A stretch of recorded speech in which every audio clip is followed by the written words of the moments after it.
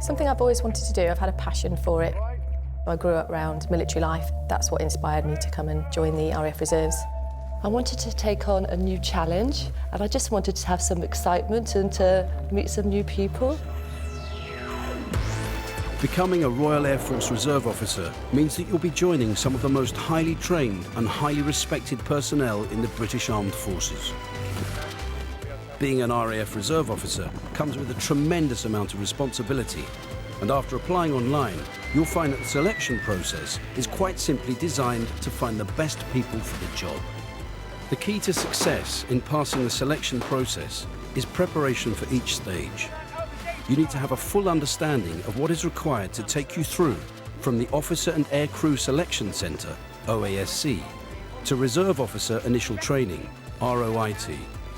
It's all about making certain that you have the right competencies, skills and attributes to become an RAF Reserve Officer.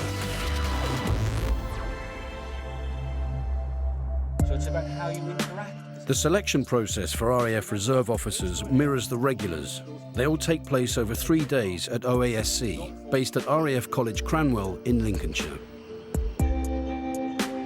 Your time at OASC will help you decide whether becoming an RAF Reserve Officer is the right choice for you. It also gives us a chance to assess your aptitude, physical fitness and ability to succeed with further training. RAF aptitude tests are designed to measure your potential to develop. They are scientifically designed to help identify the abilities you'll need to succeed in training and throughout your time as an RAF reservist. To assess this potential, we will test a range of your natural abilities, including verbal and numerical reasoning, memory, spatial orientation, mental agility, and eye-hand-foot coordination. Good, right, that's coming out looking. Once we have the results of your completed aptitude tests, we will review your performance with you in private in an open and honest way. When you're going through OASC, it's really important to prepare yourself properly. There's certain things you have to brush up on. You have to know what's going on in the world, the history, ethos, and the current structure of the RAF and what they do and where they do it. The exercise phase of your assessment allows us to assess your confidence and resilience, oral communications, influence, problem solving, and teamwork.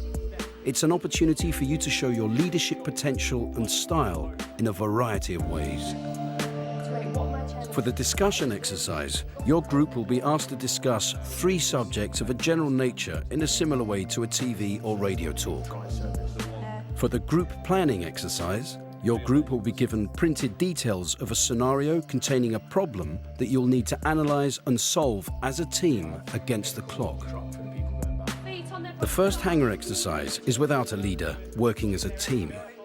As a group, you need to move equipment over an obstacle course.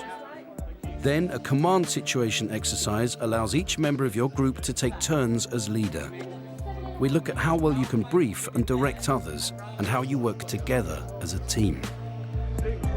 An individual planning exercise allows you to show your planning ability and presentation skills. Those of you who are successful will move on to your interview. You'll be able to relax with other candidates, ready for an early start the next day.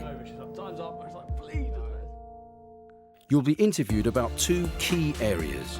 The interview allows you to tell us all about yourself and your motivation for wanting to join the RAF Reserves. We like to hear about your achievements at school, in the workplace, or in the community. You'll also be questioned about your knowledge of the RAF, NATO, and current affairs.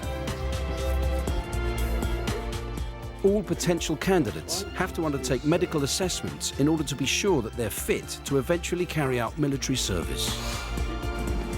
Physical fitness is a key attribute for both our officers and non-commissioned personnel. Being physically fit will help you stay mentally alert in whatever RAF job you do. When you leave, we'll discuss your performance against the objective criteria and award you a grade in competition with other candidates applying for the same branch. Your squadron will be back to you with your results in about 3 to 4 weeks, and those who are successful will be invited to attend the first stage of training. Your next step is basic recruit training with your chosen squadron. followed by the Reserve Officer Initial Training course at RAF College Cranwell. This course comprises a 6-month distance learning course with a residential element made up of 4 weekends and a 2-week block. Training will take place alongside the regular officer cadets, and reserve officers will graduate with their regular counterparts on successful completion of the course. You'll be part of a long tradition of development and leadership here at RAF College Cranwell. It's great history here. Every officer that's come through into the RAF has come through this college. Regular kit and room inspections emphasise the importance of self-discipline and maintaining standards.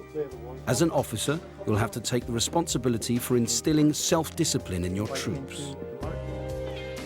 The leadership syllabus runs throughout the course, blending theoretical lessons with practical exercises to realise your potential.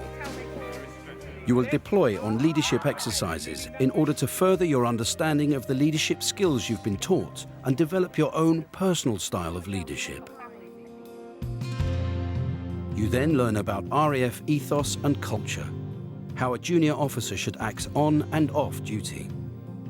You'll study the RAF's various roles, learn essential service knowledge, and examine past RAF operations. On exercise, you'll replicate the setting up and sustainment of a deployed operating base in a hostile overseas environment. During the exercise, you'll adopt the procedures involved in basic military skills, acting on the orders given by other cadets. Every move you make is assessed. Every aspect of your performance and ability is monitored.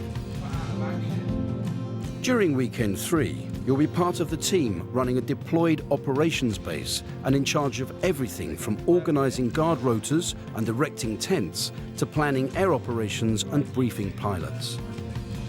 It's full on. There's a lot to learn in a very short space of time. We do the same work as the regular recruits do in a much shorter time, so it's very intense and you have to be switched on all the time. You do have to have so much perseverance. It's not meant to be easy, it's meant to be a challenge.